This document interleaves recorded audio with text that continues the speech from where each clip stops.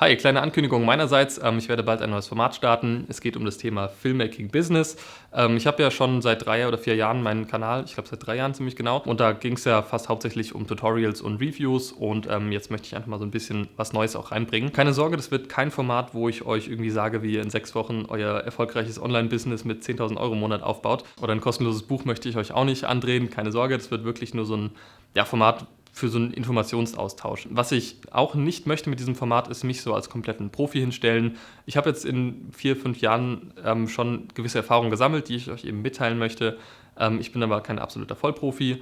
Deshalb freue ich mich auch wirklich in den Kommentaren vielleicht auch selbst noch Sachen mitzunehmen von euch. Ihr habt sicherlich ähnliche Erfahrungen machen können, über die ich jetzt auch sprechen werde, und vielleicht habt ihr dann anders reagiert, bessere Erfahrungen gemacht als ich, und das ganze Format soll halt eben so ein Austausch werden für alle Filmmaker, die irgendwie überlegen, sich selbstständig zu machen oder vielleicht auch schon selbstständig sind und schlechte Erfahrungen gemacht haben. Es wird zum Beispiel über negative Erfahrungen mit Kunden gehen, über Preiskalkulationen und wirklich so allgemeine Tipps für professionellere Filmproduktionen. Und genau, schaut mal in die Videobeschreibung. Ich habe mir schon so ein paar Themen überlegt für die ersten Folgen von diesem Format.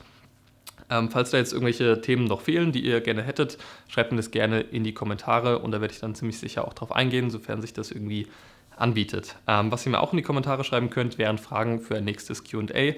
Das letzte Q&A ist, glaube ich, schon 5 Monate her.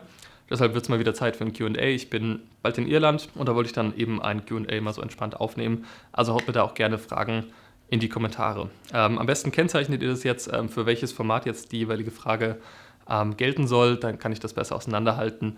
Und ich hoffe, ihr freut euch auf dieses Format. Ich freue mich jedenfalls ziemlich. Ich glaube, das wird mal eine coole Abwechslung zu den anderen Sachen, die ich sonst so mache hier auf YouTube. Und jetzt würde ich sagen, bis zum nächsten Video. Macht's gut. Ciao.